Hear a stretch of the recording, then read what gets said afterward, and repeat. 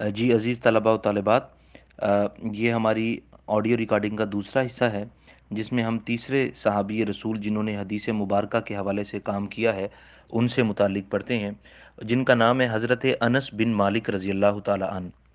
انس بن مالک بن نضر بن زمزم الانصاری رسول اللہ صلی اللہ علیہ وسلم کے خادم خاص تھے۔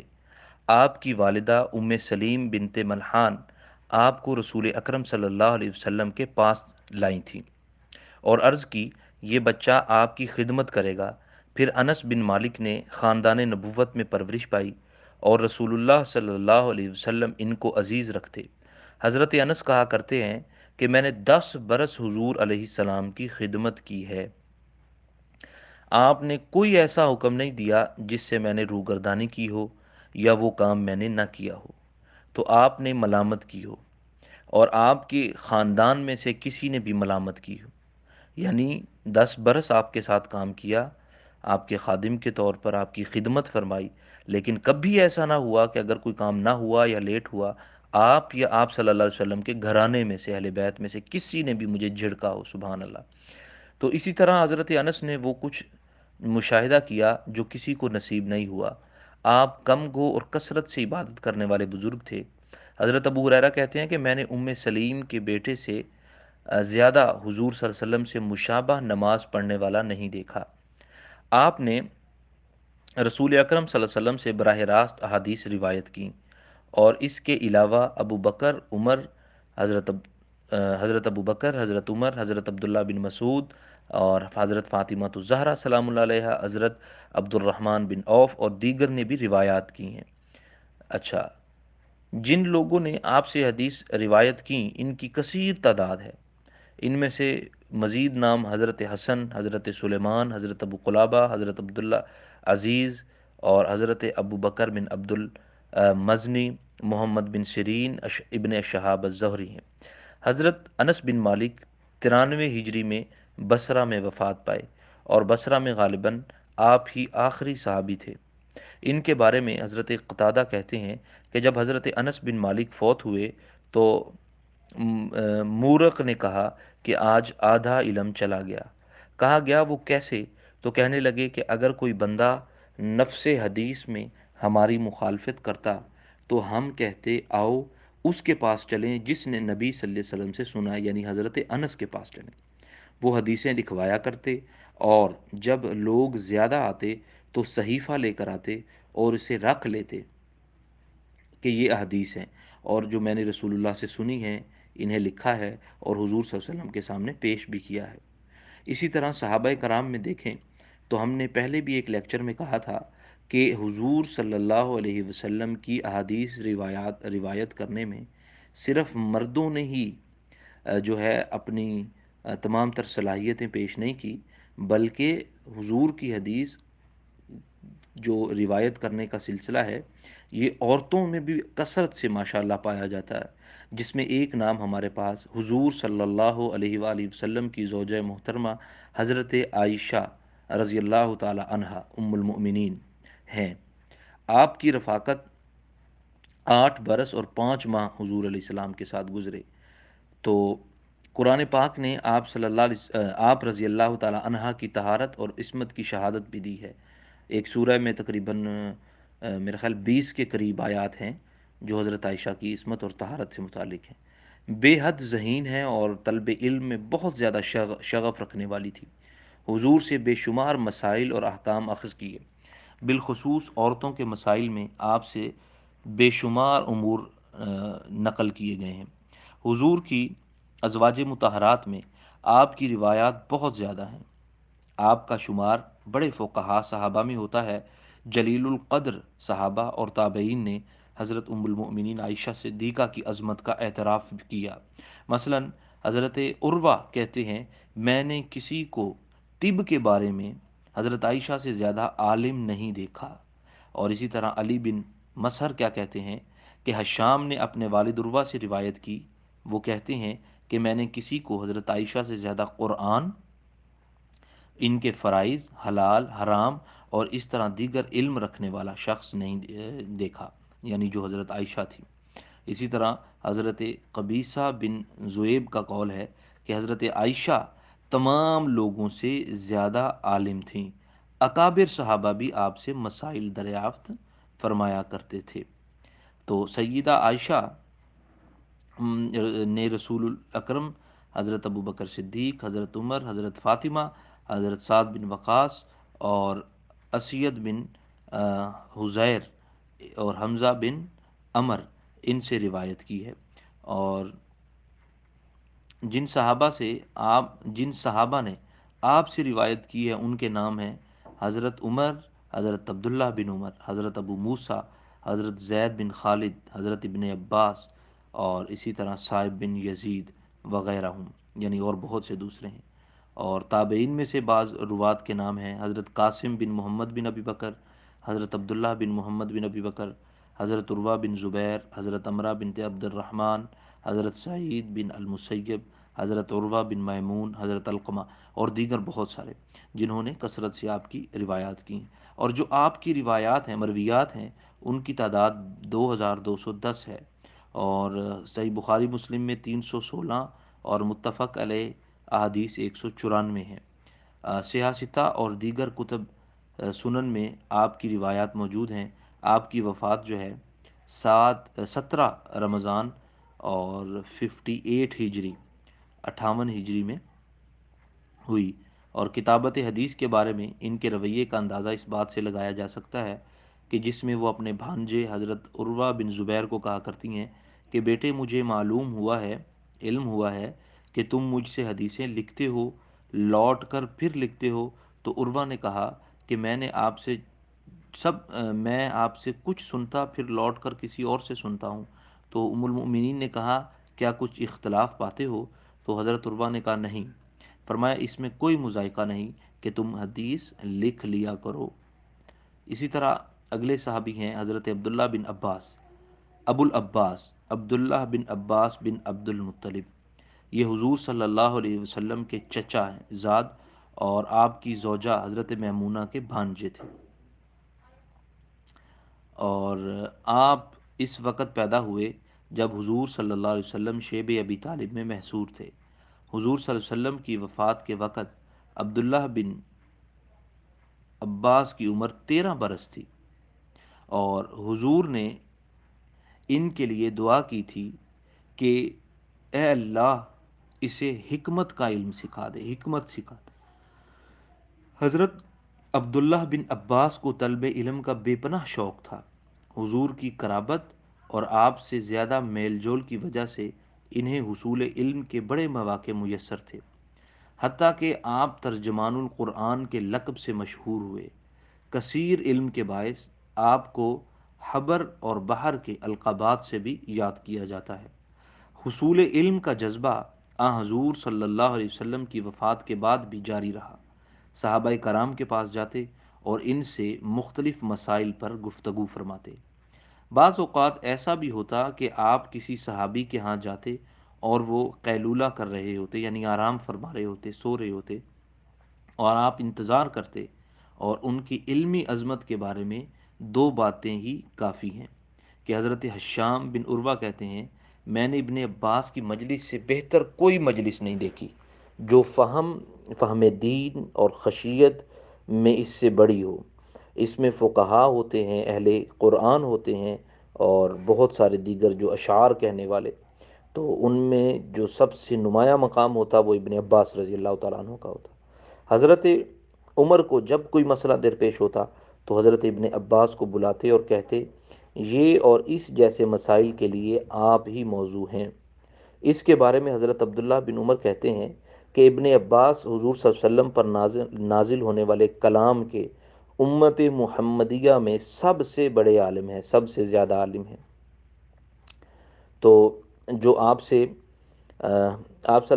نے نبی اکرم کے علاوہ اپنے والد، اپنی والدہ، اپنے بھائی فضل اور خالہ میمونہ، حضرت ابو بکر، حضرت عمر، حضرت عثمان، حضرت علی، حضرت عبد الرحمن بن عوف، معاذ بن جبل، حضرت ابو ذر غفاری، ابی بن کعب اور دیگر بہت سے صحابہ کرام سے احادیث روایت کی ہیں، اور جنہوں نے آپ سے کی ہیں ان میں کچھ مشہور صحابہ ہیں اور کچھ مشہور تابعین، جیسے حضرت عبداللہ بن عمر بن سالبہ، اور اسی طرح عبد الطفیل ہیں، سعید بن مسیب ہیں، عبداللہ بن حارث بن نوفل ہیں۔ تو آپ کی احادیث 1660 ہیں، اور شیخین نے 234 کی تخریج کی ہے، اور جو صحیح بخاری اور مسلم دونوں میں ہیں وہ 75 احادیث ہیں۔ اچھا، صاحب المغازی موسیٰ بن عقبہ کہتے ہیں کہ مولا بن عباس ابن کریب نے ہمارے پاس اونٹ کے بوجھ برابر کتابیں رکھیں۔ تو یہاں سے واضح ہوتا ہے کہ آپ کا علم حدیث پڑھنے اور لکھنے، خصوصاً کتابیں بنانے میں بڑا شغف تھا، کہ جتنا اونٹ پر کہتے ہیں سامان لاد کے لایا جاتا ہے، آپ کے پاس اتنی کتابیں تھیں۔ اچھا جی، تو اگلے ہمارے پاس ہیں صحابی حضرت جابر بن عبداللہ الانصاری۔ ابو عبداللہ جابر بن عبداللہ عمر بن حرام الانصاری ان کا نام ہے، اپنے زمانے میں مفتی مدینہ بھی رہے۔ نبی اکرم صلی اللہ علیہ وسلم کے ساتھ بے حد محبت آپ صلی اللہ علیہ وسلم آپ رضی اللہ تعالیٰ عنہ کرتے تھے۔ حضور صلی اللہ علیہ وسلم کے ساتھ تمام غزوات میں شریک بھی ہوئے، اور مقروض تھے۔ رسول اکرم نے عذرائے شفقت ان کا سارا قرض اتار دیا، اور اسرت کی وجہ زندگی کے باوجود جابر تحصیل علم سے باز نہیں رہے، اور حضرت حضور صلی اللہ علیہ وسلم سے علم بھی حاصل کرتے رہے۔ آپ کی وفات کے بعد بھی طلب علم کا شوق اور شغف جاری رہا، اور صحابہ کرام سے بھی آپ نے کثرت سے جو ہے بیعت کی ہے۔ اور آپ کی جو وفات ہے 94 سال کی عمر میں، اور آپ ہی آخری صحابی تھے جنہوں نے تقریباً 78 ہجری میں وفات پائی تھی۔ ان کے بعد حضرت انس بن مالک بھی ہیں جنہوں نے غالباً 94 ہجری میں وفات پائی۔ تو آپ نے نبی اکرم صلی اللہ علیہ وسلم کے علاوہ حضرت ابو بکر، حضرت عمر، حضرت علی، حضرت عبیدہ، حضرت طلحہ، حضرت معاذ بن جبل، حضرت عمار بن یاسر، حضرت خالد بن ولید، حضرت ابو ہریرہ اور دیگر سے بھی روایت کی ہے، اور وہ جنہوں نے آپ سے حدیث لی ہے، آپ سے حدیث روایت کی ہے، آپ کی اولاد میں عبد الرحمن، حضرت عقیل، محمد، سعید بن المسیب، محمود بن لبید، عمر بن دینار اور دیگر ہیں۔ جو آپ کی مرویات ہیں حدیث مبارکہ، ان کی تعداد 1540 ہے، اور شیخین نے 212 احادیث کی تخریج بھی کی ہے، جن میں 60 متفق علیہ حدیث ہیں۔ حضرت جابر کا صحیفہ تو بہت ہی مشہور ہے، اسے امام مسلم نے کتاب الحج میں، اور ابن سعد نے مجاہد کے ترجمہ میں نقل کیا ہے۔ اور مشہور تابعی ہیں قتادہ بن دعامہ السدودی، کہا کرتے ہیں کہ مجھے جابر بن عبداللہ کا صحیفہ سورہ بقرہ سے زیادہ یاد ہے۔ سبحان اللہ، کہ جیسے قرآن کی سورہ بقرہ یاد ہے، اسی طرح مجھے جابر کا صحیفہ جو انہوں نے حدیث کا مرتب کیا ہوا ہے، یعنی کتاب، وہ مجھے یاد ہے۔ تو عزیز طلبہ، اگلے صحابہ کرام میں سے جو نام اگلے صحابی کا ہے وہ حضرت ابو سعید الخدری۔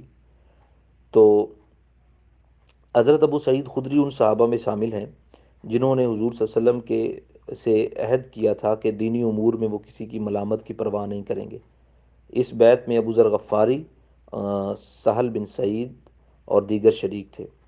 تو حضور صلی اللہ علیہ وسلم کے علاوہ حضرت ابو بکر، حضرت عمر، حضرت عثمان، حضرت علی، حضرت زید بن ثابت اور سب سے روایت کیا۔ تو یہ یاد رہے عزیز طلباء و طالبات، آپ جب بھی کسی بھی صحابی کا لکھیں تو اس نے حدیث سب سے پہلے تو لی ہے حضور صلی اللہ علیہ وسلم سے، اور اس کے بعد آپ 4 5 نام جو کثرت سے آتے ہیں، جیسے حضرت ابو بکر، حضرت عمر، حضرت عثمان، حضرت علی اور حضرت زید بن ثابت ہو گئے، اور حضرت ابو ہریرہ، ان سے بھی لازمی ان کی جو ہے وہ ملاقات، اور آپس میں بیٹھے اور آپس میں ایک دوسرے سے حدیث جو ہے وہ شیئر کرتے رہے ہیں۔ تو آپ سے جن لوگوں نے روایت کی ہے، جنہوں نے آپ سے حدیث لی ہے، آپ نے حضور سے لی تھی، تو ان میں حضرت ابن عباس ہیں، عبداللہ بن عمر ہیں، حضرت جابر ہیں، حضرت محمود بن لبید ہیں، حضرت ابو عثمان النہدی ہیں، طارق بن شہاب ہیں، ایاز ہیں۔ آپ کی جو مرویات ہیں ان کی تعداد تقریباً 1180 ہیں، اور ان کے بارے میں یہ بات بالعموم پھیلائی جاتی ہے کہ انہیں لکھنے سے منع کر دیا گیا تھا، اس لیے انہوں نے حدیث لکھی اور نہ بیان کی، حالانکہ یہ بات بالکل غلط ہے، انہوں نے اتنی ساری حدیث روایت کی ہوئی ہیں۔ اسی طرح حضرت عبداللہ بن مسعود رضی اللہ تعالی عنہ، تو قبل اسلام حضرت عبداللہ بن مسعود بکریاں چرایا کرتے تھے، اور یہی بکریاں آپ کے ایمان کا باعث بنی۔ ایک دن حضرت عبداللہ بکریاں چرا رہے تھے کہ جناب رسول اکرم صلی اللہ علیہ وسلم کا حضرت ابو بکر کی میت میں وہاں سے گزر ہوا۔ تو ابو بکر رضی اللہ تعالیٰ عنہ نے ان سے دودھ کے متعلق پوچھا تو کہا یہ امانت ہے، میں نہیں دے سکتا۔ حضور نے فرمایا کوئی ایسی بکری بھی ہے جو بچے کے بغیر ہو اور دودھ نہ دیتی ہو؟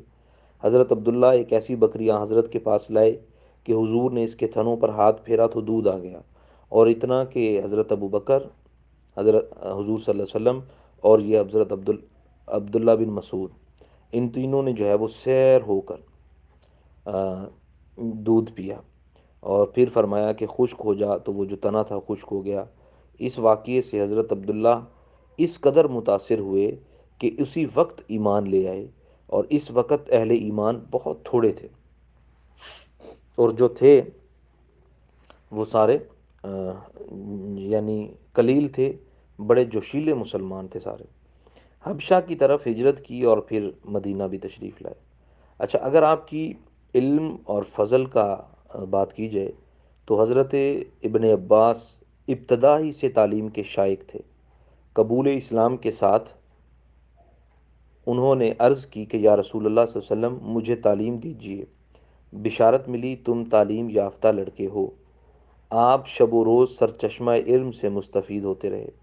آپ کا شمار حضرت کے خدام خاص میں ہوتا ہے۔ مسواک اٹھا کر رکھنا، جوتا پہنانا، سفر کے موقع پر کجاوا کسنا، اور عصا لے کر آگے چلنا، آپ صلی اللہ علیہ وسلم کی اس طرح انہوں نے خدمت کی ہے۔ تو اگر روایت حدیث کی ہم بات کرتے ہیں تو روایت حدیث میں حد درجہ محتاط تھے۔ جب کبھی کالا رسول اللہ صلی اللہ علیہ وسلم زبان سے نکلتا تو پورا جسم جو ہے وہ لرزہ طاری ہو جاتا۔ خود بھی محتاط رہتے اور شاگردوں کو بھی احتیاط کا سبق دیتے کہ کہیں حضور صلی اللہ علیہ وسلم کی جانب کوئی غلط بات منسوب نہ ہو جائے۔ اس احتیاط کے باوجود آپ نے احادیث بیان کی اور معلم کے فرائض سر انجام دیے، اور آپ کی جو مرویات کی تعداد ہے وہ تقریباً 848 کے قریب ہے۔ تو مذاکرہ حدیث کا اہتمام بڑے کثرت سے فرمایا کرتے۔ بسا اوقات آپ کے جو شاگرد احباب ہیں، شاگرد کے ہاں تشریف لے جاتے اور وہاں دیر تک عہد نبوی کا ذکر ہوتا رہتا۔ اسی طرح کا واقعہ وابسہ اسدی کا ہے۔ آداب روایت کا خصوصی خیال رکھتے، اور جہاں حضور صلی اللہ علیہ وسلم نے مسکرایا ہو وہاں قصدن مسکراتے کہ یہ میرے آقا کا طریقہ ہے۔ تو حضرت عبداللہ بن مسعود رضی اللہ تعالیٰ عنہ بیان کرتے ہیں کہ ہم رسول اللہ کے عہد میں صرف استخارہ اور تشہد ہی لکھا کرتے تھے۔ حضرت جب انہیں دیکھتے تو ان کا چہرہ حشاش بشاش ہو جاتا اور فرماتے کہ ایک ظرف ہے جو علم سے بھرا ہوا ہے۔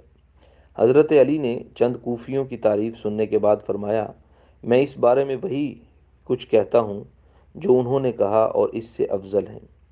آپ نے نبی اکرم صلی اللہ علیہ وسلم کے علاوہ حضرت عمر اور سعد بن معاذ سے ہی احادیث روایت کی ہیں، اور آپ کے جو شاگرد ہیں وہ حضرت علقمہ، حضرت اسود، حضرت مسروق، حضرت عبیدہ، حضرت حارث اور دیگر جو لوگ ہیں وہ ہیں۔ تو عزیز طلباء و طالبات، ہم نے یہ بہت سارے صحابہ کرام ان کے حوالے سے آج پڑھا، حدیث مبارکہ کے حوالے سے ان کی خدمات کیا تھیں، لوگوں نے ان کے بارے میں کیا ویوز دیے ہیں، اور انہوں نے کس طرح حدیث مبارکہ کو جو ہے محفوظ فرمایا ہے۔ تو دعا ہے اللہ رب العزت آپ کو ترقیاں عطا فرمائے، علم عطا فرمائے، برکتیں عطا فرمائے۔ والسلام علیکم ورحمۃ اللہ وبرکاتہ۔